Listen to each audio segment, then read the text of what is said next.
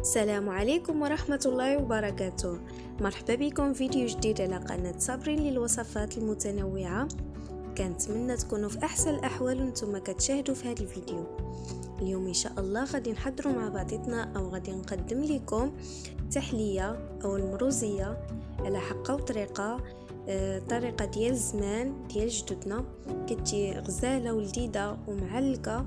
هذه هي الطريقة الصحيحة أكيدة غادي تنجح معكم من أول تجربة، وخصوصا لمبتدئين من أول مرة غادي تنجح معكم إلا تبعتوا الوصفة كيف ما حضرتها أنا. بسم الله، بلا ما نطول عليكم ندوزوا المقادير وطريقة التحضير. عندنا هنايا اللحم، وطبعا كتختلف الكمية على حسب أفراد الأسرة وعلى حسب اللي احتاجيته. ضروري يكون اللحم فيها العظم، تكون أحسن لحم هي ديال الرقبة أولا ديال السلسول، يعني ديال الظهر. بالنسبة للمقادير عندي معلقة كبيرة معمرة، يعني معمرة أولا 2 معالق ديال اللقامة ديال التحلية، اللقامة ديال المروزيات، جوز الحوانات وكل شيء. عندي معلقة سكنجبير ومعلقة الخرقوم ومعلقة صغيرة أولا غير راس المعلقة ديال الملح، غير باش نثبتوا الذوق وصافي. كنضيف عليها كاس ديال الماء ومعلقة القرفة، نسيتها في الاول ودابا عاد ضيفتها. المهم عندي معلقة القرفة كنضيف عليها كيف ما قلت لكم كاس ديال الماء، ونحرك اللقامة كاملة باش تندمج لي مع بعضياتها. عاد نشرمل اللحم اللي عندي، كنبدا نشرمل بطرف بطرف، وانا كننزل باش تشرب لي اللقامه مزيان. يعني ضروري هاد المرحله بطرف بطرف، يعني تلبسوها ديك اللقامه هذيك من جميع النواحي ومن جميع الجهات، باش هكذا كامله كتلبسنا وتشربنا ديك اللقامه. وحاجه واحده كنأكد عليها، ما ديروش الزيت في الاول، ضروري غير اللقامه والماء باش اللحم تشرب لي ديك اللقامه هذيك. بعد ما كنشرملها كامله كنخليها على الاقل واحد ربع ساعه منزله، يعني كل ما زادت كتر يعني مزيان كتشرب لي كتر ديك اللقامه. وإلا ما كانش الوقت يعني ما تخليوهاش اقل من ربع ساعه. يعني الا بغيتو تجيكم طريقه صحيحه وثابته بالمذاق ديالها بكل شيء ديالها، غادي تتبعوا هاد الطريقه كيف ما كنقول لكم. المهم انا غادي نكمل بهاد الطريقه هذه كيف ما هو موضح في الفيديو، وغادي نخليها ترتاح كيف ما قلت لكم في وقت لا يقل عن ربع ساعه، يعني من ربع ساعه الفوق. ومن بعد ندوز نشحرها في البوطه، يعني نخليها تتعرق لي مزيان، ومن بعد نشعل الفحم ونخليها تطيب على خطره. المهم هانتوما كتشوفوا كيف ما نوضح في الفيديو. بعد ما شرملتها كامله نخليها ترتاح ونجوزو باش نوريكم باقي المقادير. عندي هنايا نص رباع الزبيب، تقدروا تستعملوا البياض او هذا الكحل. وعندي هنايا رباع او 250 غرام ديال البرقوق اللي نقيته وغسلته مزيان هو والزبيب، وقطرته من الماء، يعني ضروري شيخ. عندي هنايا الصامد، هذا كيقولوا له الصامد، كيتباع عند الموالين اللي كيبيعوا اللقامات ديال الحلويات وحتى العطريه. عندي هنايا العسل، تقدروا تستعملوا الكميه اللي بغيتو. انا عندي هنايا غير نص كاس، هي اللي كانت عندي متوفره.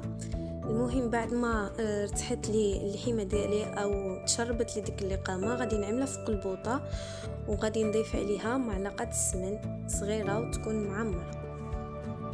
ومن بعد غادي نضيف عليها كاس الزيت، اللي كاس صغير، ما عنديش يعني ماشي كاس كبير. وإلا كان عندكم كاس العنبه يعني استعملوا غير كاس لاروب اولا نص كاس. المهم غادي نخليها تشرب لي اللقامه ديالها كامله وتتعرق مزيان، ونضيف لها معلقه اخرى من اللقامه ديال التحليه. هيدا كنرشها غير من فوق الفوق وبلا ما نحركها، ونخليها تتشرب لي فوق اللحمه ديالي، يعني ضروري نخليها بهذا الشكل هذا. ومن بعد ما كتعرق لي مزيان كنمرقها ونعملها فوق الفحم ونخليها تطيب على خطره حتى كيبدا يدخل الطياب. ملي كيبدا يدخل الطياب كنضيف له السكر، اولا تقدروا تستعملوا العسل بدل السكر. انا ما كانش متوفر عندي استعملت السكر، الا كان العسل من الاحسن. وطبعا كيبقى الحلاوه على حسب الذوق، يا اما تكثروا الحلاوه اولا تقللوا منها. المهم غادي نبقى نضيف السكر اللي غادي يحلي لي هذيك اللحيمه. كيف ما كتلاحظوا حنا ما عملناش الملح، عملنا غير شويه، يعني انا قلت لكم عملوا غير راس معلقه كبيره اولا معلقه صغيره، يعني غير باش ما تبانش حتى المروزيه كتكون حلوه. المهم بعد ما عملنا السكر واللحيمه ديالنا بدات كتدخل الطياب، يعني بدات كطيب، يعني خصها غير تقلى مزيان. غادي نضيف لها ديك العسل اللي عندي. انا كيف ما قلت لكم عندي هنايا غير نص كاس.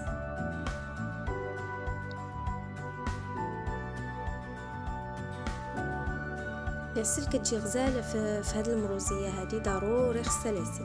يعني من الاحسن نحيدوا السكر ونعملوا العسل، ولكن الا ما توفرتش كنستعملوا غير السكر. وبالنسبه لي عنده زيت الزيتون يعملوا مخلط، يعني زيت المائده مع زيت الزيتون. وبعد ما طحنت هذيك البرقوق اللي عندي كيف ما قلت لكم شيخته مزيان ونقيته وقطرته من الماء، عاد طحنته باش كيتطحن لي دغيا، وفي نفس الوقت كيجي معلق بهذا الشكل هذا كيف ما كنوريكم. الزبيب ما كنطحنوش، كنخليه على هذاك الشكل هذا. ديك الساعه كندوز نعملو فوق الطنجره، يعني صافي قربت تطيب لي هذاك.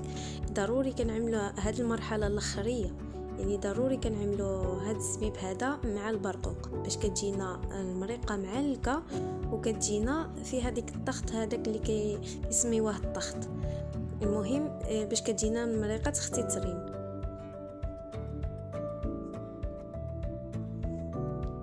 بعد ما كنعملو ديك البرقوق والزبيب نحاولوا اننا نوزعوه في المريقات، حيتاش هاد اللحيمه هذه ما خصهاش يتحرك بزاف، خصها تبقى هكذاك. المهم نخليوها حتى تقلى ونضيفوا عليها هذاك الصامد.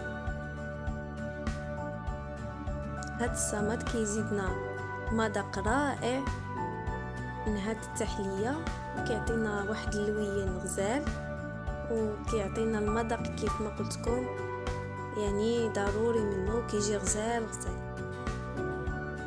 كنتمنى تجربوا هاد الطبق هذا، كيجي رائع. انا كنت صورته شحال هادي واليوم عاد كتاب ننزل لكم، كنت صورته في العيد اليوم عاد كتاب ننزل لكم. كيف ما كتلاحظوا انا كنحرك غير بشويه بشويه باش ما تفتتليش اللحيمه ديالي. كيف ما كتعرفوا الفحم كيطيب دغيا وفي نفس الوقت كيفتي اللحم، يعني باش ما نخليش غير العظام بوحدو واللحم بوحدها. وهذا الطبق ديالي او المروزيه ديالي بعد ما طابت وشربت المريقات وجات معلكه تبارك الله ولذيذه واللي ذاق احمق عليها.